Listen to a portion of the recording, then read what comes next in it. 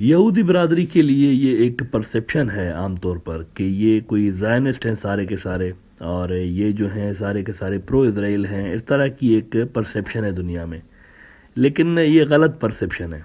इनके अंदर बेशुमार फ़िरके हैं और इनके अंदर बहुत से फ़िरके ऐसे हैं जो कि एंटी इज़राइल हैं। ये बात शायद आप में से बहुत सारे लोगों को पता नहीं होगी।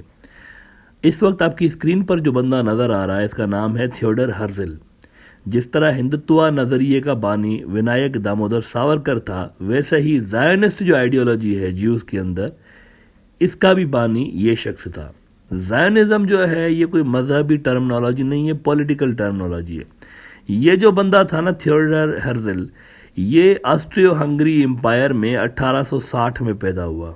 ऑक्यूपेशन के हिसाब से ये जर्नलिस्ट था, ड्रामे भी इसने बहुत सारे लिखे, पॉलिटिकल एक्टिविस्ट भी था। किसी में भी इसने कोई ज़्यादा नाम नहीं बनाया दुनिया में, लेकिन पॉलिटिकल ज़ायनिज़्म की जो थ्योरी इसने दी थी, उसके लिए जो इसने काम किया, उस हवाले से फिर ये दुनिया में याद रह गया। हिस्ट्री में इसको फादर ऑफ ज़ायनिज़्म कहते हैं। वैसे ये कम उम्र में ही मर गया था, इसकी उम्र ज़्यादा नहीं थी, 44 ईयर्स की एज में ये मर गया। दिल की बीमारी का इसको आर्जा था, उसमें इसकी मौत हुई थी। इजराइल के अंदर जो ज़ायनिस्ट हैं वो इसको स्पिरिचुअल फादर ऑफ इजराइल कहते हैं। जब ये मरा था तो इसने कोई 1 साल पहले अपने मरने से वसीयत की थी कि इजराइल बनने वाला है। अब ये याद रहे कि 1903 में वो ये बात कर रहा था, वसीयत 1903 में इसने की, जबकि इजराइल बना है 1948 में। तो इतने साल पहले उसने ये बात की कि इजराइल बनने वाला है और जब मैं मर जाऊं तो मुझे मेटल कफन में दफना दीजिएगा, और जब इजराइल बन जाए तो मुझे वियना से निकाल के इजराइल लेकर जाइएगा, दोबारा मुझे दफनाइएगा इजराइल के अंदर। यानी इस वक्त मैं यूरोप में दफन हूँगा, लेकिन इजराइल बन जाएगा तो मुझे वहाँ पे दफन करें। और साथ ही इसने ये भी एक वसीयत की कि मेरे बाप दादा, मेरी फैमिली, जो जो लोग तब तक मरेंगे, मेरे करीब अजीज़ व अकारिब, सबको उधर दफनाइएगा। और फिर ऐसा ही हुआ। जब ये मरा तो उसके मरने के 40 साल के बाद उसको यूरोप से निकाल कर यरूशलेम में लेकर आए और वहाँ इसको दफनाया गया था। अब जिस जगह पर ये दफन है ऑक्यूपाइड यरूशलेम के अंदर, वहाँ है यरूशलेम के जंगलात, फॉरेस्ट है वहाँ पे। तो उस साइट पे इसको दफनाया गया, और मज़े की बात यह है कि उस जगह को नेशनल हेरिटेज डिक्लेयर किया हुआ इजराइल ने, और जो भी इजराइल का प्राइम मिनिस्टर मरता है उसको वहीं पे दफन करते हैं। ये भी एक बात है उस साइट की। इजराइल का जो पहला इंडिपेंडेंस डे सरकारी तौर पर मनाया गया था, वो इसकी कब्र पर ही मनाया गया था। ये जो आप डेविड बिन गोरियोन का नाम सुनते हैं ना इजराइल के फादर ऑफ द नेशन के तौर पे, वो असल में एक प्यादा है ज़ायनिज़्म का। शतरंज के प्यादे नहीं होते, तो वो सिर्फ वो था। असल जो फोर्स थी वो ज़ायनिस्ट थे जिन्होंने इजराइल बनाया था।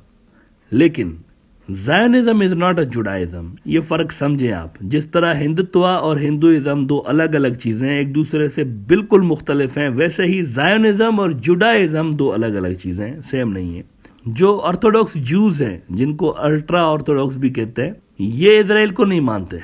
ये बात शायद आप में से बहुत सारे लोग ना जानते हैं। इजराइल को नहीं मानते अल्ट्रा ऑर्थोडॉक्स ज्यूज़ जो है, और ना ही वो इजराइल की मिलिट्री ज्वाइन करते हैं, और ना ही वो इजराइल के एज अ मुल्क बनने के हक में थे, क्योंकि इनके मुताबिक, अब ज़रा थ्योरी सुने कि इनकी क्या है, किस वजह से ये उसके मुखालिफ हैं। बड़ी इंटरेस्टिंग थ्योरी है। ये कहते हैं कि यहूदियों का तो मसीहा आना है ना, जिसके लिए हम 4000 साल से वेट कर रहे हैं, 3000 साल से वेट कर रहे हैं, तो हमारा तो मसीहा आना है ना।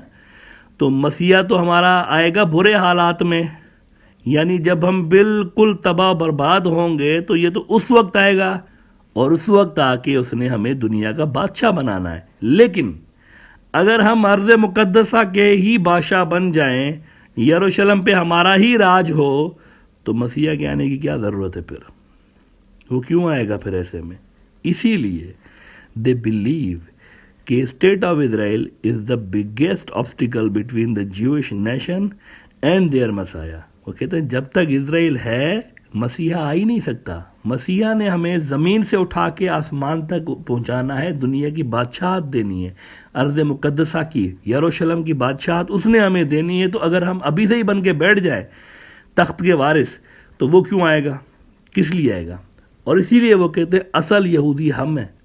अच्छा, वैसे ये यहूदियों की जो कुल आबादी है ना इजराइल के अंदर, उसमें ये 14% है, सिर्फ 14%।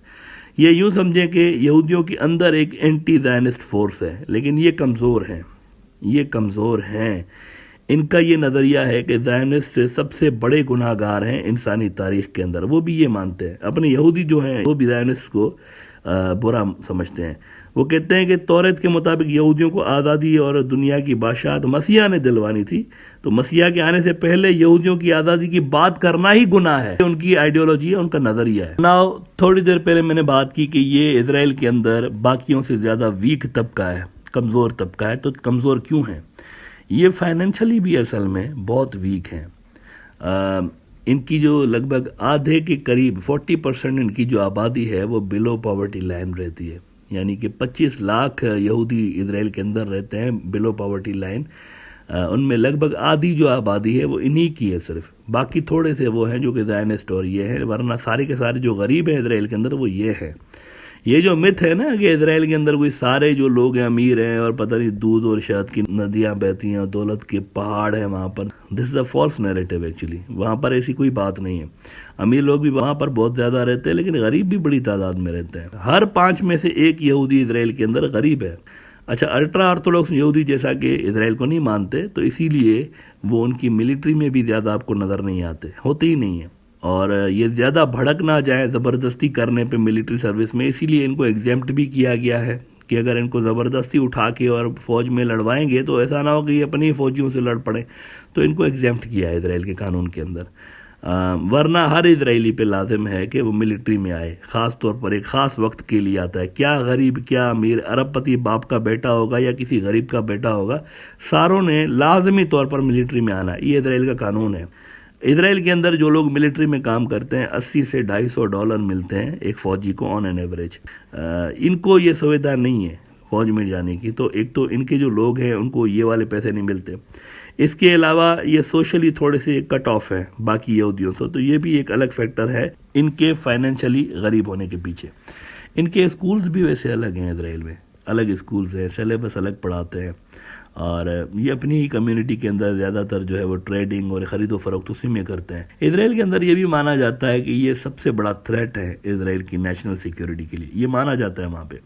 आज तक कोई भी आपको बड़े लेवल पर अल्ट्रा ऑर्थोडॉक्स यहूदी इजराइल के अंदर बड़ी पोस्ट पे नहीं मिलेगा, ज़्यादा नहीं मिलेंगे। इसकी वजह यह है कि इनको जो है वो हमेशा शक की निगाह से देखते हैं। हमेशा आपको बड़ी लेवल पर या तो सेक्युलर यहूदी मिलेगा या तो ज़ायनिस्ट मिलेंगे। ये इजराइल का पावर स्ट्रक्चर बना हुआ है वहाँ पे, या तो सेक्युलर होगा या फिर ज़ायनिस्ट होगा। इंटरेस्टिंग बात यह है कि नेतन्याहू खुद ज़ायनिस्ट है और इजराइल की सबसे बड़ी पार्टी है उसकी, इसके बड़े अच्छे ताल्लुकात हैं इनके साथ। ये एक अजब बात है। हालांकि वो ज़ायनिस्ट लोगों को पसंद नहीं करते, लेकिन पता नहीं ये नेतन्याहू के साथ उनकी जो है वो हमेशा से ही अच्छी एक बनती रही है। अच्छा, गुज़िश्ता साल भी वैसे कोविड के जो मामला थे ना, कोविड रिस्ट्रिक्शन की वजह से और वहाँ पर जो वैक्सीनेशन के मामले थे, इस पे अल्ट्रा ऑर्थोडॉक्स ज्यूज़ और इजरायली फोर्सेस के दरमियान क्लैशेज हुए थे बड़े, क्योंकि वो जो हैं अल्ट्रा ऑर्थोडॉक्स जो ज्यूज़ हैं, उनके जो रिलीजियस लीडर्स हैं वो वैक्सीनेशन और कोविड को ड्रामा करार दे रहे थे कि ये ड्रामा है, तो उन्होंने इसका एक तरह से बैकआउट किया था और ये लगा रहे थे ज़बरदस्ती टीके सबको। इनके और फोर्सेस के दरमियान क्लैशेस की खबरें भी छपती रहती हैं, मार कुटाई की, ये भी रिपोर्ट होती रही हैं। तो ये इजरायली सोसाइटी का वो एक पहलू है जिसके बारे में बहुत कम लोग हमारी तरफ जानते हैं, और आज मैंने सोचा कि आपको इसकी जानकारी दे दें, ये मिथ ख़त्म करें कि इजराइल के अंदर जितने भी लोग रहते हैं सारे के सारे प्रो इजराइल है सवाए अरबों के। ऐसा नहीं है, अरबों के अलावा भी वहाँ पर जो खुद यहूदी बरादरी है वो भी इनसे तंग है, ज़ायनिस्टों से।